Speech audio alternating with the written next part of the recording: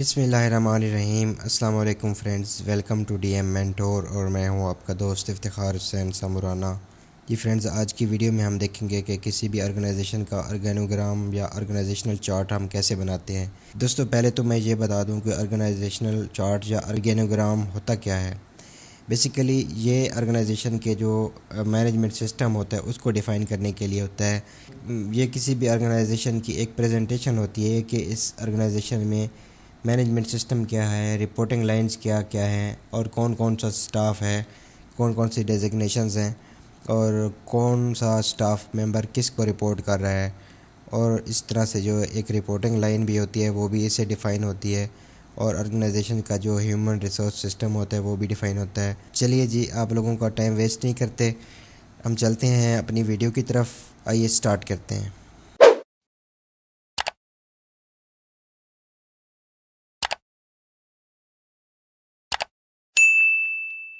Welcome back. सबसे पहले हम माइक्रोसॉफ्ट ऑफिस वर्ड ओपन कर लेते हैं और इसके बाद हम चले जाते हैं पेज सेटिंग में। हम अपने पेज की सेटिंग A4 पे कर लेते हैं और इसको लैंडस्केप शेप में कर लेते हैं ताकि हमें काम करने में आसानी रहे, कोई हमें मुश्किल पेश ना आए। जी, मैंने ये पेज सेटिंग कर ली है। इसके बाद हम यहाँ पे इसका टाइटल दे देते हैं ऑर्गेनोग्राम का। इसको छोटा सा टाइटल हम दे देते हैं ताकि जब भी हम इसको प्रेजेंट करें तो हमें पता चले कि ये हमने क्या चीज़ बनाई है। तो ये मैंने लिख लिया है ऑर्गेनाइजेशनल चार्ट ओब्लिक ऑर्गेनोग्राम। मतलब हम इसको ऑर्गेनाइजेशनल चार्ट भी कह सकते हैं और ऑर्गेनोग्राम भी कह सकते हैं। फ्रेंड्स, मैंने इसकी एक छोटी सी हेडिंग दे दी है और इसको बोल्ड कर दिया है, अंडरलाइन कर दिया है। अब इसके बाद हम जाते हैं इंसर्ट मेन्यू में और यहाँ से हम देखते हैं कि हम कौन सा स्मार्ट आर्ट यूज़ करेंगे। सबसे पहले जो ऑल का ऑप्शन आ रहा है, इसमें हमारे पास बहुत सारे ऑप्शंस हैं, हम यहाँ से भी चूज़ कर सकते हैं, लेकिन यहाँ से थोड़ा सा हमें ऑर्गेनाइजेशन की, खैर किसी की भी रिक्वायरमेंट कैसी होती है, किसी की कैसी होती है, वहाँ से भी आप लोग ले सकते हैं। लेकिन यहाँ पे इस ऑप्शन पे जाके हम ये वाला मैं ऑर्गेनोग्राम सेलेक्ट कर रहा हूँ, इस पे हम फर्दर काम करेंगे। जी, हमारे सामने कुछ इस तरह के बॉक्सेस आ गए हैं। टेक्स्ट का ऑप्शन आ रहा है हमारे पास, हमने यहाँ पे ख़ुद टेक्स्ट ऐड करना है और इसको हमने मज़ीद देखना है कि हम इसको कैसे कस्टमाइज़ कर सकते हैं। सबसे पहले हम इसके कलर्स सेट कर लेते हैं ताकि हमें कुछ थोड़ा सा डिफरेंस फील हो कि हमारी कौन सी डेजिग्नेशन या कौन सी पोजीशन है, उसका कैसे कलर है। एक डेजिग्नेशन वाइज कलर हमारे पास आ गए हैं। यहाँ पे हम सीनियर पोजीशन ले लेते हैं, MD या मैनेजिंग डायरेक्टर। इसके बाद हम ले लेते हैं जी, जितने हमें ना नीचे जितने डिपार्टमेंट्स हैं, मैं डिपार्टमेंट्स वाइज यहाँ पे ना इसके नीचे MD के नीचे चार मज़ीद जो है बॉक्सेस ड्रा कर लेता हूँ, शेप्स ड्रा कर लेता हूँ। ठीक है, यहाँ पे मैंने ड्रा करने शुरू कर दिए हैं। यहाँ पे बिफ़ोर, आफ्टर, अबव, बिलो, जैसे भी जहाँ पे भी हमारी रिक्वायरमेंट है हम वहाँ पे अपनी शेप ऐड कर सकते हैं। मेरे पास 6 शेप्स हो गई हैं और मैं इसको बनाता हूँ ऑर्गेनोग्राम ऑफ एजुकेशनल सिस्टम। हम एजुकेशनल सिस्टम का ऑर्गेनोग्राम बना लेते हैं यहाँ पे। चले जी, मैं यहाँ पे 7 डेजिग्नेशन, 7 डिपार्टमेंट्स ले लेता हूँ कि हमारे पास 7 डिपार्टमेंट्स हैं। सबसे पहले मैं लिख देता हूँ प्रिंसिपल बॉयज़ कैंपस। ठीक है, ये हमारा एक बॉयज़ कैंपस हो गया। उसका प्रिंसिपल का नाम हमने लिख देना है, उसकी डेजिग्नेशन लिख दी है और इसको मैंने बोल्ड कर दिया है। इसके बाद हम इसको कर लेते हैं गर्ल्स कैंपस और इसी को मैं कॉपी कर लेता हूँ, यहाँ पे दोबारा जाके एडिट करके और इसको पेस्ट कर देता हूँ। ठीक है, अब हम इसको कर लेते हैं principal girls campus. All right, अभी यहाँ पे हम कोई और देख लेते हैं हमारे पास और क्या डिज़िग्नेशन हो सकती है जी। हम एडिट करते हैं, एडिट में जाके हम इसको कर लेते हैं प्रिंसिपल, क्या करें, क्या लिखें, क्या लिखें, क्या लिखें, हायर सेकेंडरी कैंपस। ठीक है, और इसके बाद हम यहाँ पे लिख लेते हैं चलिए हम देख लेते हैं, हमको इसको कहते हैं न्यू कैंपस, हम इसको कंसिडर कर लेते हैं।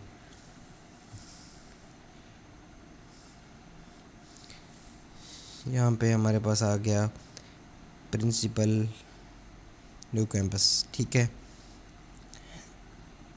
ये इसके बाद हम इसको देखते हैं, यहाँ पे हम कर लेते हैं एडमिन सेक्शन, ठीक है, क्योंकि एडमिन सेक्शन तो होता ही है एजुकेशनल सिस्टम में। फिर इसके बाद हम फाइनेंस सेक्शन कर लेते हैं। फाइनेंस सेक्शन या डिपार्टमेंट जो भी हमें सूटेबल लगे वो हम कर लेते हैं। और इसके बाद हम एक एग्ज़ामिनेशन का सेक्शन ले लेते हैं, एग्ज़ामिनेशन ब्रांच या एग्ज़ामिनेशन सेक्शन हम इसको नाम दे देते हैं, ठीक है। ये हमारे पास जो है सेक्शंस आ गए हैं। और अब यहाँ पे हम जाके बॉयज़ कैंपस के नीचे देखते हैं कि प्रिंसिपल के नीचे कौन कौन से डेजिग्नेशंस हैं या कौन कौन सा स्टाफ आ रहा है, ठीक है। तो हम यहाँ पे लिख देते हैं क्लास इंचार्ज, क्लास टीचर या क्लास इंचार्ज। यहाँ पे क्लास टीचर्स हमने लिख दिए हैं बॉयज़। अच्छा, हम इसको कर देते हैं क्लास टीचर 6 to 10 तक, ठीक है। और इसको भी हम सिलेक्ट करके बोल्ड कर लेते हैं Ctrl+B से, ठीक है जी। अब हम यहाँ पे कर लेते हैं बिलो, यहाँ पे हमने इसके बिलो एक नीचे जो है शेप ऐड कर दी है। अब हम इसको देख लेते हैं कि गर्ल्स कैंपस में हमारे पास क्या क्या हो सकता है। गर्ल्स कैंपस में हम देखते हैं कि जी हमारी रिक्वायरमेंट है नर्सरी टू 5th क्लास। यहाँ पे हम nursery to 5th class mention कर देते हैं।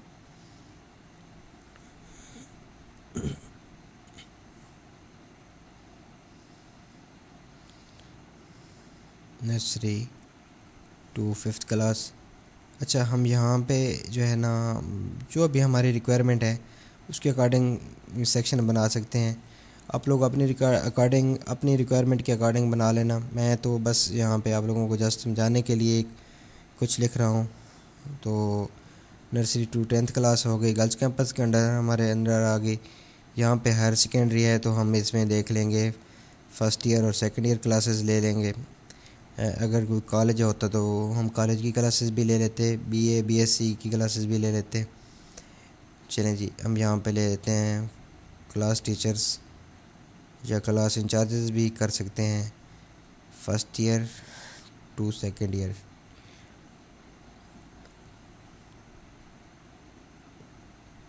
सेकेंड ईयर, ठीक है जी। ये हमारे पास first year and second year का सेक्शन हो गया। अब यहाँ पे हम देखते हैं हमारा न्यू कैंपस है, इसको हम थोड़ा सा पहले वाले जो है शेप्स हैं उनसे डिफरेंट करना चाहते हैं। यहाँ पे हम इसके नीचे 2 डेजिग्नेशंस ऐड कर देते हैं, ठीक है। इसको मज़ीद हम डिवाइड कर देते हैं रिस्पॉन्सिबिलिटीज़ को। तो मैं यहाँ पे कर देता हूँ कैंपस कोऑर्डिनेटर, जब सिर्फ कोऑर्डिनेटर लिख देते हैं, ठीक है। कोऑर्डिनेटर लिख लिया और यहाँ पे हम कर लेते हैं सीनियर क्लासेस या सीनियर कैंपस, ठीक है। और इसको बोल्ड कर दिया।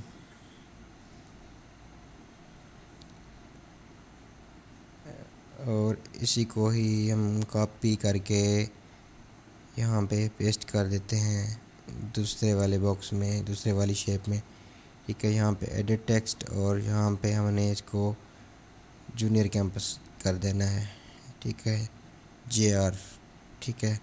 ये हमें पता चल रहा है कि जो न्यू कैंपस है हमारा उसके भी 2 कैंपसेस हैं, एक सीनियर कैंपस है, एक जूनियर कैंपस है। फिर हम चले जाते हैं फाइनेंस सेक्शन की तरफ। तो इसके नीचे हम देखते हैं कि हमारे पास क्या क्या डेजिग्नेशन हो सकती हैं। एक तो हमारे पास फाइनेंस सेक्शन में मैनेजर फाइनेंस हो जाएगा, जो कि हम कहेंगे ओवरऑल फाइनेंस को मैनेज कर रहा है। इसको भी बोल्ड कर लेते हैं, ठीक है। और इसके नीचे हम चाहते हैं कि एक इसका असिस्टेंट भी हो जाए, तो हम उसको भी ऐड कर देते हैं एडिट टेक्स्ट। और यहाँ पे हम कर देते हैं फाइनेंस असिस्टेंट, ठीक है जी। इसको भी हम सिलेक्ट करके टेक्स्ट को सिलेक्ट करना है, हमने टेक्स्ट को सिलेक्ट करके कंट्रोल बी से, या अब वैसे भी बी से बोल्ड कर सकते हैं। ठीक है, अब ये हमारा एग्ज़ाम सेक्शन है, तो हम यहाँ पे देखते हैं कौन कौन से हमारे पास डेजिग्नेशंस हो सकते हैं। एग्ज़ाम्स कोऑर्डिनेटर हम एक ले लेते हैं, और एग्ज़ाम्स कोऑर्डिनेटर के नीचे हम देखते हैं कि एक और डेजिग्नेशन है, उसके अंडर इसकी सुपरविज़न में काम कर रहा है, तो वो हो सकता है असिस्टेंट एग्ज़ाम्स कोऑर्डिनेटर। ठीक है, हम यहाँ पे असिस्टेंट एग्ज़ाम्स कोऑर्डिनेटर ले लेते हैं जी। असिस्टेंट एग्ज़ाम्स कोऑर्डिनेटर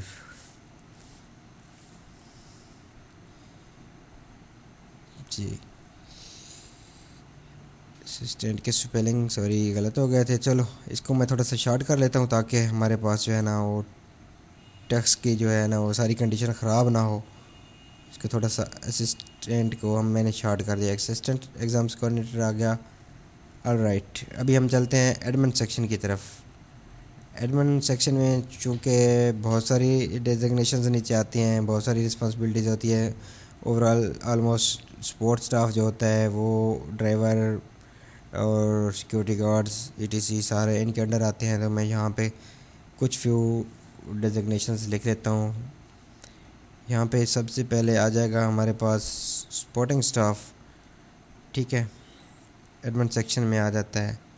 यहाँ पे हम मैनेजर एडमिन भी लिख सकते हैं।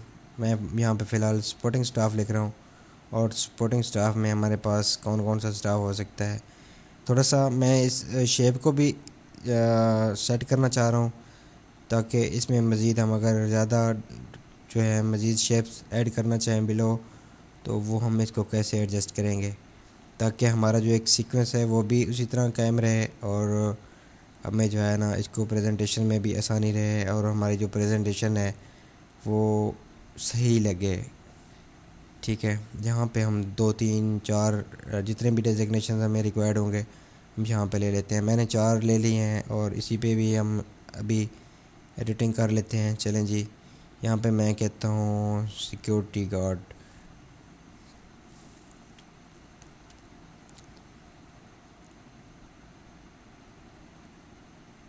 ऑलराइट, इसको भी बोल्ड कर दिया। अब यहाँ पे हम देखते हैं दूसरा हमारे पास सॉरी एडिट टेक्स्ट में जाना है। एडिट टेक्स्ट में जाके हम देखते हैं कि हमारे पास और क्या डेजिग्नेशन हो सकता है। हम कहते हैं गार्डनर, माली वगैरह, वो यहाँ पे हम गार्डनर लिख लेते हैं। ठीक है, गार्डनर्स हमारे पास आ जाएंगे। हम ये भी लिख सकते हैं कितने गार्डनर्स हैं, तो हम कहते हैं कि 3 सिक्योरिटी गार्ड्स हैं और 2 गार्डनर्स हैं। और क्या हो सकता है जी, आया जो फीमेल क्या कहते हैं केयर टेकर होती है, इसको आया या केयर टेकर हम ले लेते हैं। और ये भी हम लिख देते हैं कि हमें कोई 4 हमारे पास आयाज़ हैं एडमिन सेक्शन में, सपोर्टिंग स्टाफ के अंदर आ रही हैं। ठीक है, तो इसको भी हम बोल्ड कर लेते हैं, और यहाँ पे हम 4 लिख देते हैं। ठीक है, हमारे पास 4 आया आ गई। इसके बाद हम इसको दोबारा जो अगला नेक्स्ट शेप है उसको हम लिख लेते हैं, और क्या लिखना चाहिए हमें। चलें जी, हम इसको भी डिलीट कर देते हैं फ़िलहाल यहाँ से।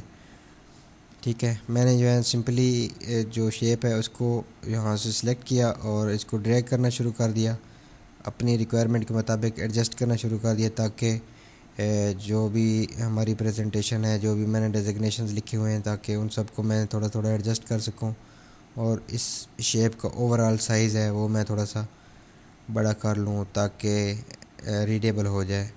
ठीक है, आप भी इसी तरह से सेटिंग कर सकते हैं, 1 बाई 1 भी सिलेक्ट कर सकते हैं, और ग्रुप की शेप में भी सिलेक्ट कर सकते हैं जिस ग्रुप को आपने बढ़ाना होगा। मैं थोड़ा सा स्क्रीन छोटी करके दिखा देता हूँ।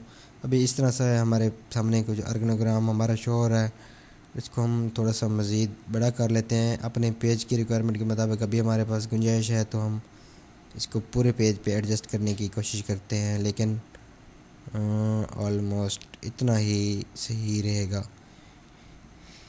चलें जी, इसको हमने थोड़ा सा भी मॉडिफाई कर लिया है, इसको एडजस्ट कर लिया है, तो हमारे पास जो है राइट साइड पे स्पेस बच रही है, लेफ़्ट साइड पे इस बॉक्स के अंदर स्पेस नहीं है। ये ओवरऑल जो हमारे पास बाहर से एक शो हो रहा है, आउटलाइन शो हो रही है, ये बॉक्स शो हो रहा है, ये हमारा इस ओवरऑल ऑर्गेनोग्राम का एरिया है।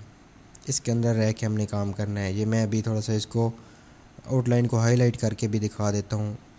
ये जो मैं अभी कलर सेट कर रहा हूँ और इसको थोड़ा सा मॉडिफाई कर लेते हैं, आउटलाइन को कलर दे देते हैं। इससे हमारी जो है खूबसूरती भी आ जाएगी ऑर्गेनोग्राम की, और इससे हमें ये भी पता चल जाएगा कि हमारा ऑर्गेनोग्राम कितने एरिया में आ रहा है। ठीक है, तो ये हमने इसका जो है ना एक बॉर्डर सेट कर दिया, या इसकी जो है आउटलाइन दे दी है, और ये स्पेलिंग का भी प्रॉब्लम था। चलें जी, ये हमने थोड़ा सा इसको ठीक कर लिया है। तो अभी क्या है कि हमारे पास कुछ इस तरह से ऑर्गेनोग्राम आ रहा है। हम इसको भी मैनेजिंग डायरेक्टर लिख देते हैं। ठीक है जी, मैनेजिंग डायरेक्टर कर दिया, और इसको भी हम बोल्ड कर लेते हैं। और इसके ऊपर हम इससे पहले हम एक जो है ना बॉक्स अपना शेप ऐड कर लेते हैं, और उसको हम कर देते हैं एजुकेशनल सिस्टम, या एजुकेशन सिस्टम भी हम कर सकते हैं, या हम यहाँ पे ऑर्गेनाइजेशन का या इंस्टीट्यूशन का नाम भी लिख सकते हैं, जिससे पता चले कि जी हमारे ऑर्गेनाइजेशन में ये हमारी ऑर्गेनाइजेशन है, और उसके नीचे कौन कौन सा स्टाफ है, और सीनियर पोजीशन इसमें मैनेजिंग डायरेक्टर की आ रही है, और मैनेजिंग डायरेक्टर की सुपरविज़न में कौन कौन सा डायरेक्ट स्टाफ काम कर रहा है। और जो उसके बाद सेकंड रो में आ रहा है, सॉरी थर्ड रो में जो आ रहा है येलो कलर में, तो ये हमारे पास जो आ रहा है ऑरेंज कलर में, ये हमारे पास आ रहा है जो डायरेक्ट मैनेजिंग डायरेक्टर की सुपरविज़न में नहीं कर रहा काम, इनके सुपरवाइज़र जो हैं वो डिपार्टमेंट वाइज ऊपर आ रहे हैं। चलिए हम इसको थोड़ा सा, हमारी जो है ना सीक्वेंस तब्दील हो गया था, इसको भी हम थोड़ा सा सेट कर लेते हैं, मॉडिफाई कर लेते हैं, और हम दो दो को तीन तीन को सिलेक्ट करके भी थोड़ा सा इधर उधर एरो कीज से हम मूव कर सकते हैं। ठीक है जी, मैंने इसको अब सीधा कर लिया है। यहाँ पे जो थोड़ी सी टेढ़ी मेढ़ी लाइन थी उसको हमने ठीक कर लिया है। इसको भी मैं थोड़ा सा सेट कर लेता हूँ। ये एरो की से वैसे डायरेक्टली भी कर सकते हैं, और अगर कंट्रोल की प्रेस करके हम करते हैं तो भी ये हो जाएगा। अभी हम इस पूरे टेबल को, पूरे जो हमारा ऑर्गेनोग्राम है उसका इनर एरिया जो है उसको सिलेक्ट करके इसको भी थोड़ा सा हम सेंट्रलाइज कर देते हैं, ताकि हमें बराबर बराबर हर तरफ से नज़र आए। चलें जी, हम इसको थोड़ा सा ठीक कर लिया है, मॉडिफाई कर लिया है। मज़ीद हम इसको बैकग्राउंड को कलर भी कर सकते हैं, और इसका फ़ॉन्ट साइज़ भी चेंज कर सकते हैं। ये मैंने ऑर्गेनोग्राम का जो हेडिंग है उसका फ़ॉन्ट चेंज किया है, तो हमारे पास हमारा ऑर्गेनोग्राम सेकंड पेज पे चला गया। हम इसको थोड़ा सा हेडर फुटर को चेंज करके सेट करके इसको एडजस्ट कर लेते हैं, ताकि हमारा एक ही पेज पे ऑर्गेनोग्राम सेट हो जाए। ठीक है, अच्छा, आप इन जो बॉक्सेस हैं इनके कलर चेंज कर सकते हैं, और इनको जहाँ पे भी चाहें ऊपर नीचे या साइडों पे शिफ्ट कर सकते हैं, जैसे भी आपकी रिक्वायरमेंट होगी उसके मुताबिक आप लोग सेट कर सकते हैं। चलें जी, ये आप लोगों के सामने मैंने ऑर्गेनाइजेशन का एक एजुकेशन सिस्टम का ऑर्गेनोग्राम बनाया है। इसी तरह आप भी ऑर्गेनोग्राम बना सकते हैं, और ये कोई मुश्किल काम नहीं है, जस्ट 10 से 15 मिनट का काम होता है। जी फ्रेंड्स, उम्मीद है आप लोगों को आज की ये मेरी वीडियो पसंद आई होगी। अगर मेरी वीडियो पसंद आई है तो प्लीज़ मेरी वीडियो को लाइक करें। अगर किसी बात की समझ नहीं आई, कोई क्वेश्चन है, तो प्लीज़ कमेंट बॉक्स में जाके कमेंट करें। और आप लोगों से रिक्वेस्ट है कि मेरा चैनल अभी तक सब्सक्राइब नहीं किया तो प्लीज़ सब्सक्राइब कर लें। तो मिलते हैं नेक्स्ट इन्फॉर्मेटिव वीडियो के साथ, तब तक के लिए अपना बहुत ज़्यादा ख्याल रखिएगा। अल्लाह हाफिज़।